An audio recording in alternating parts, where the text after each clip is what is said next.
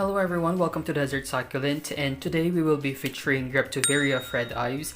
Isa siya sa mga succulent that can grow up to 4 to 8 inches tall and 2 inches in diameter or even bigger than that. Yung leaves niya can change its color depending sa amount of water and sunlight na natatanggap niya.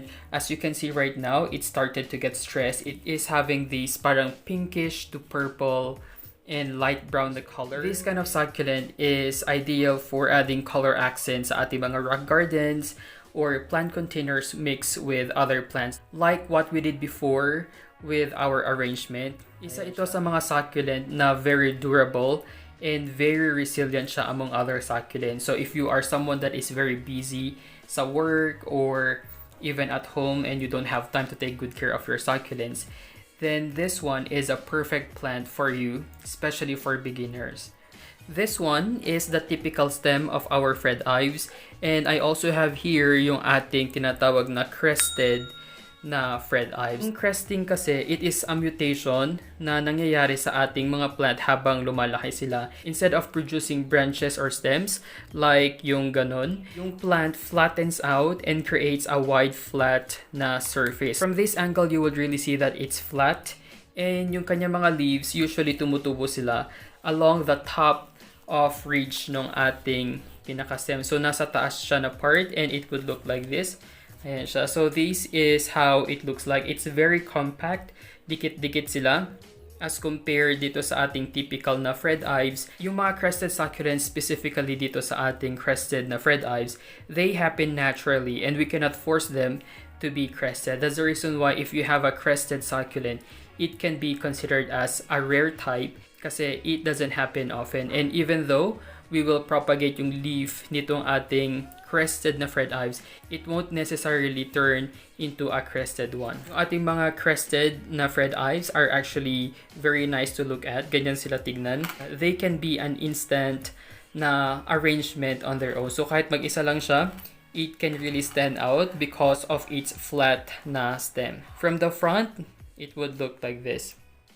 This type of succulent is drought tolerant, but they actually have special needs when it comes to watering, and as a matter of fact, it is one of the factors to be considered to keep them healthy. We can easily determine if ready na bang diligan yung ating mga Fred Ives through their soil. So it's very simple as checking or simply sticking yung ating finger sa kanyang pinaka-soil. And if you feel that the top layer is completely dry, then it is time for us to give it a good soak of water. This one and that one, they are our rain or shine succulents. They are receiving rainwater siguro weekly.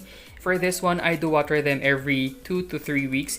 Depende kung mabilis mag-dry yung kanilang soil. Pinaka-importante sa lahat, you need to water your Fred Ives less than normal every time na summer season kasi that is their dormant stage. We will be watering them just enough na hindi sila ma-dehydrate or mangulubot yung kanilang mga leaves.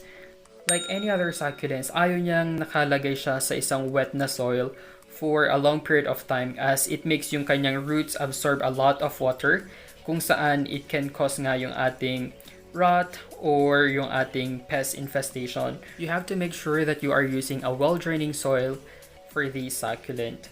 Our Fred Ives love yung full sun exposure, and if you're gonna give them enough sunlight, they can really turn into this vivid color. So they can also tolerate yung ating partial sun, and it's very ideal for us to grow yung ating Fred Ives sa mga container outdoors. So if you are planning to put them indoors, you're not gonna be expecting na they will be this colorful kasi the main factor for them to be this vivid is because of the prolonged sun exposure.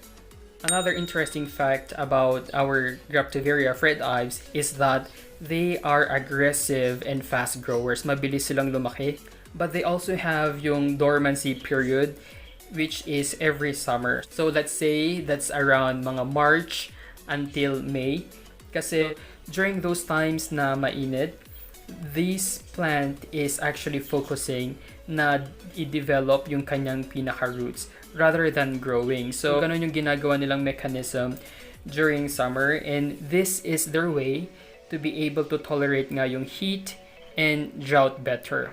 They don't need much water as compared when they are actively growing. So we really need to limit yung amount of water that we are giving them during summer. We have 3 ways of propagation. First is yung kanyang leaves. Second is we have yung kanilang stem cuttings. And the third one is through their offsets. And the easiest way is yung ating leaf propagation. And since malalaki yung kanyang leaves, you can easily separate them from the stem. Like for example, what we did here kanina, make sure that you're gonna choose a healthy leaf to be successful, and you just have to gently twist it off from the stem and it would look like this. Ayan siya. After removing, you can just lay it down sa inyong soil, sa dry soil, or any container that you want. And I will be showing to you. So what you're seeing right now is an example of a leaf propagated na Fred Ives. Ayan siya. So makikita rin natin yung kanyang roots. Ayan, yung parang white na yan, mga bagong roots yan. So, ganyan yung itsura niya up close. And I have another here. So, madami akong pinopagate before kasi I use them sa ating mga arrangements. I also have this one. So, ito naman medyo basa pa yung kanyang soil. Kakatubig lang natin sa kanya. So, from one single leaf, nagkaroon tayo ng 2 stems.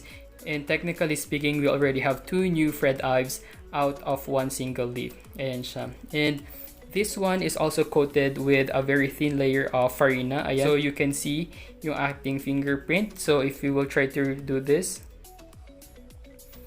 ayan. So you will see the difference nung may farina versus yung walang farina na leaf.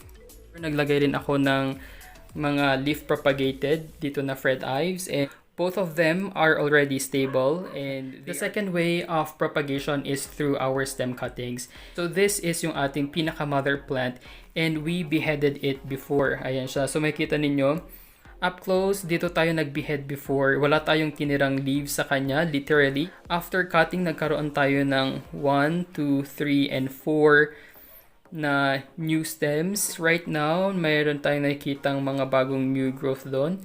Ayan siya. So yung pink na yan, that's a new growth.